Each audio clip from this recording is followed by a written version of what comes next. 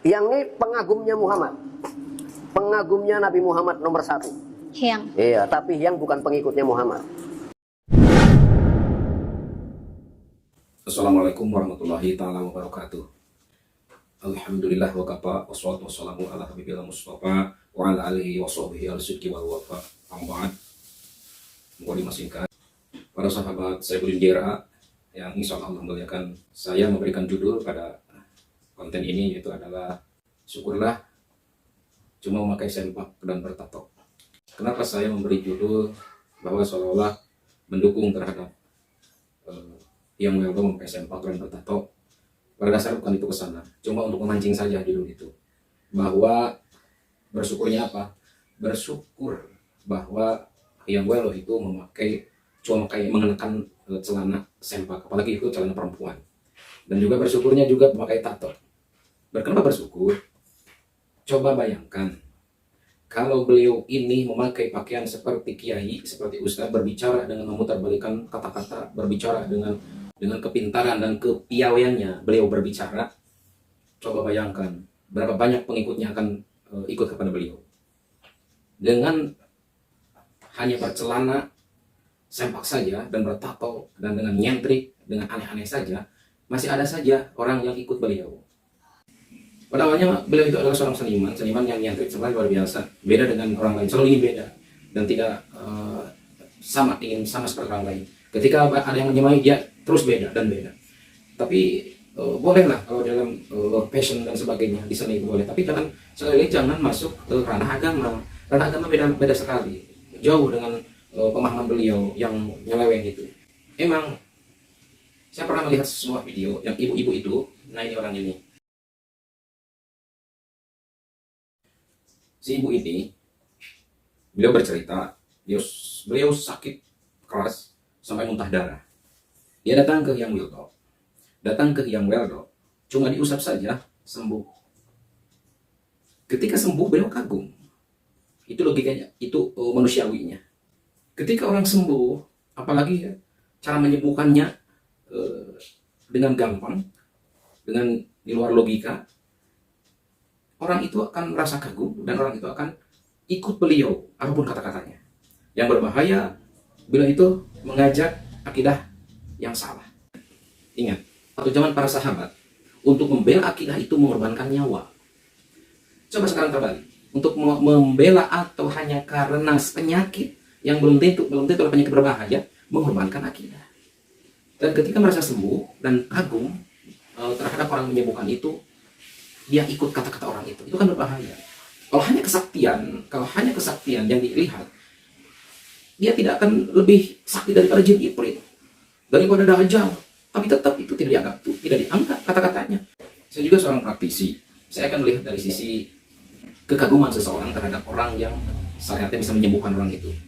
Sekali lagi, biasanya orang ketika sembuh yang dengan syariatnya berobat kepada seseorang, itu dia akan kagum terhadap orang itu dan akan ikut kata-katanya.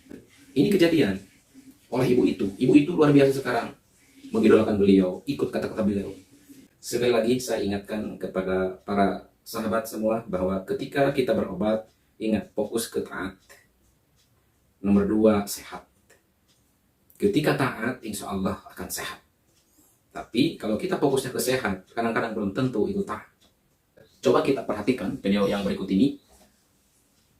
Kepiawaiannya dia mengolah kata-kata, memutarbalikkan kata-kata dengan khayalannya beliau, dengan halutnya beliau. Kalau mereka beranggapan bahwa Tuhan bisa ditemui sesudah kematian, itu malah tidak mungkin. Malah kebalik ya? Malah tidak mungkin. Karena dalam kematian tidak ada apa-apa. Terus kemudian saya menemukan juga video beliau diwawancara oleh seorang perempuan, dan saya yakin perempuan itu adalah pengagumnya atau komplotannya, saya bilang.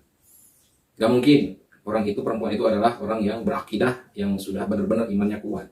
Ya. Berarti Diva nih termasuk beruntung bisa dapat pencerahan dari Hyang. Semoga. Nah, perempuan ini pasti itu adalah konco-konconya. Kembalilah kepada jalan yang benar untuk belajar agama. Dan saya pertanyakan, kalau agama itu harus bersanad, itu gurunya siapa? Itu dari mana ilmunya itu? Mereka hanya pelajari secara alamiah, secara otodidak, comot sana, comot sini. Dia olah dengan kata-kata beliau, dengan mulut beliau yang pintar berbicara, pintar menghayal. Itu terlalu jauh mereka, terlalu jauh beliau itu untuk masuk terhadap ranah agama Islam. Yang ini pengagumnya Muhammad, pengagumnya Nabi Muhammad nomor 1. Yang Iya, tapi yang bukan pengikutnya Muhammad. Terus yang diikuti beliau itu siapa? Dia kagum terhadap Rasulullah SAW dan yang lainnya. Tapi dia bukan pengikutnya. Terus dia ikut siapa? Sebentar lagi dia akan mengatakan bahwa dia yang harus diikuti oleh yang lain. Pasti aja ke sana. Dia selalu ada kata-kata yang tidak bisa dijawab atau tidak dijelaskan.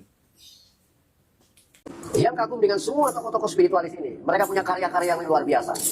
Dengan Qurannya, dengan Tripitaka-nya, dengan Injilnya, dengan Wedanya, dengan Bhagavad Gita-nya. Itu karya-karya besar. ya. Bukan orang sembarangan yang mampu melahirkan karya-karya seperti itu. Di dalam video itu juga, itu sudah masuk ke ranahnya, ranah agama Islam. Karena mengatakan bahwa Al-Quran adalah karya manusia. Itu, coba perhatikan kata-katanya. Itu kan sudah masuk, berarti sudah mengganggu akidah atau mengganggu keimanan umat Islam. Atau mengganggu kerukunan beragama. Ini harus diberantas dengan bagaimanapun caranya. Minimal paling tidak cara saya adalah untuk membuat konten dan untuk melawan. Dan sekali lagi untungnya beliau itu adalah berpakaiannya yang tidak mendukung dengan kata-katanya. Itu saya buat bersyukurnya itu. Di mana surga, di mana neraka? Tempatnya itu loh yang di mana ya? Nah, itu seharusnya ditanyakan pada mereka yang percaya. Surga dan neraka ilusi. Lahir dan mati juga ilusi. Siang malam ilusi. Nah, luar biasa kan? Itu sebenarnya itu halu dia. Dia menafsirkan sendiri dengan khayalannya. Entah itu dari bisikan setan atau jin macam apa itu. Jadi dakwahnya adalah jangan fokus terhadap sehat, tapi fokus kepada taat dulu baru sehat. Terus yang kedua, hati-hati dengan kata-kata beliau. Harus kita bentengi dengan keimanan. Datanglah kepada yang punya ilmu, yang mumpuni terhadap agama. Bukan malah mempercayai seorang yang bukan ahli agama dan bukan di bidang agama, belum berkata agama. Makanya saya dikasih judul juga di bawahnya adalah judulnya itu adalah dia memang benar. Maksud saya adalah dia memang benar-benar halu, benar-benar kacau, benar-benar tidak tahu masalah agama, tidak tahu masalah agama Islam. Terima kasih para sahabat, semoga bermanfaat. Mudah-mudahan para sahabat semua selalu dilindungi oleh Allah Subhanahu wa taala, terutama akidahnya. Mudah-mudahan kita selalu dituntun oleh Allah Subhanahu wa taala. Terima kasih. Walahul muwaffiq ila thariq. Wassalamualaikum warahmatullahi taala wabarakatuh.